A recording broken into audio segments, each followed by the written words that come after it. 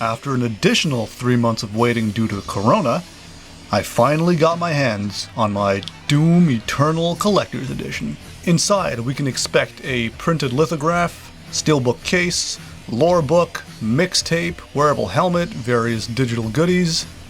Let's rip and tear into this box. Opening the top, you'll find all the stuff neatly arranged in a foam packaging. Here's the mixtape in a little plastic bag. Doesn't look like a full-length mixtape. We'll find out later. On the back, there's a download code for the soundtracks for Doom 4 and Eternal Doom. Here's the steelbook. Inside, you'll find download codes. There's not a disc, just a cardboard, well, like a cardboard disc, not actually a DVD. Inserts with your download codes on them, as well as a little piece of paper that pisses on Interplay's grave. Go ahead and throw that out. They're not Steam codes, but when you redeem them at the Bethesda website, you can access all the stuff in your Steam version of the game. Here's the lore book, looking like some kind of neat agenda. We'll get to that after. And instructions for the helmet. Instructions. It's one fancy helmet. There's also the lithograph rolled up. Let's start with that. Personally, I don't find lithograph really that cool. It's good production value, just the art doesn't really do anything for me. I would have preferred, say, the alternate box art for Doom 4, or say the box art for Doom 1. That would look pretty good framed. In fact, the Doom 1 box art does look good framed. As a tape enthusiast, I was really looking forward to this, but it has a few shortcomings. It's not a full-length tape. There's what, one track on each side? Really? This better be good. I mean, I took my Eurobeat mixtape out of my boombox for this. If there's only one track on each side, they better be good tracks.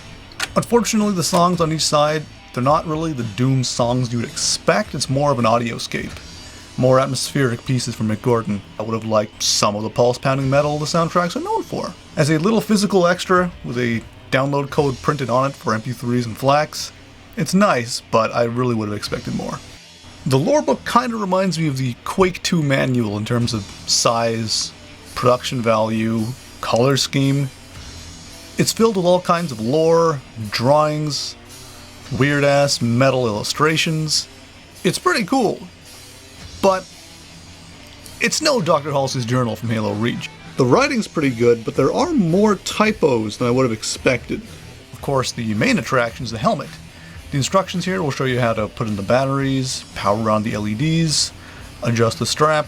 Let's first begin by pulling out this big-ass foam cube, and then slowly unsealing the hushed casket. Within the foam sarcophagus is a plastic bag, and in that plastic bag is the helmet, safely packaged, well protected, and it looks good.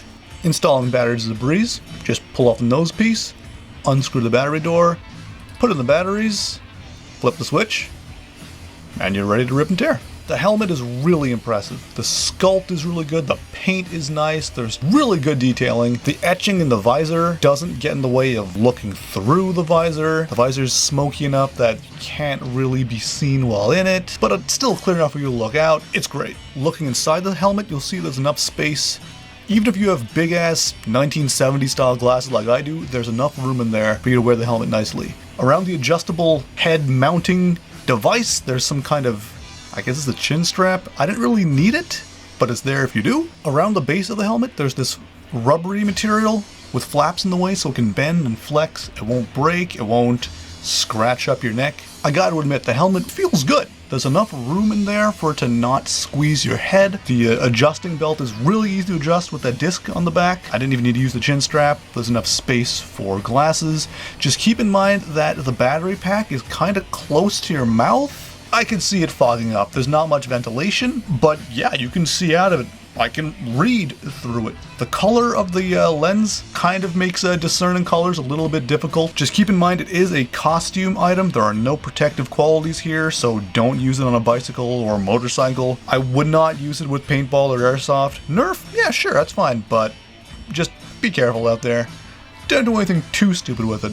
Just want to make it clear, there is no Steam key inside this big-ass box. If you own the Steam version, you can log in to your Bethesda.net account once in-game and access all of the digital stuff that you own from this box set. Also, it seems the Doom 64 key, as well as the Rip and Tear pre-order pack, are not in the box, I eventually managed to get my Rip and Tear pre-order pack, my Doom 64 key, and this little Doom lunchbox, but it involved calling the store, going back to the store, and talking to 4 different people.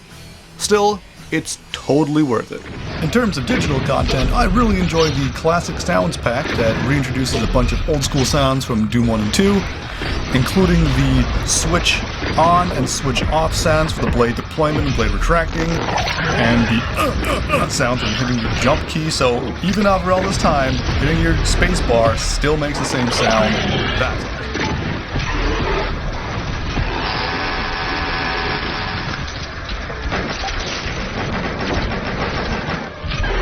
Classic sounds, sold separately shotgun skin, sold separately classic Doom Guy model. I wouldn't play any other way. They are pandering, but they're pandering directly to me.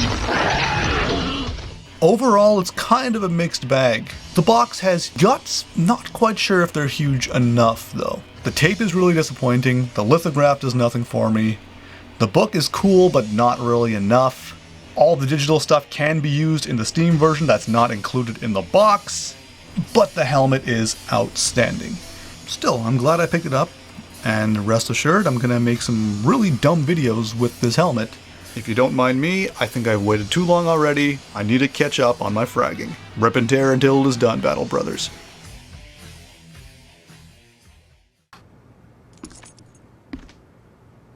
Moe.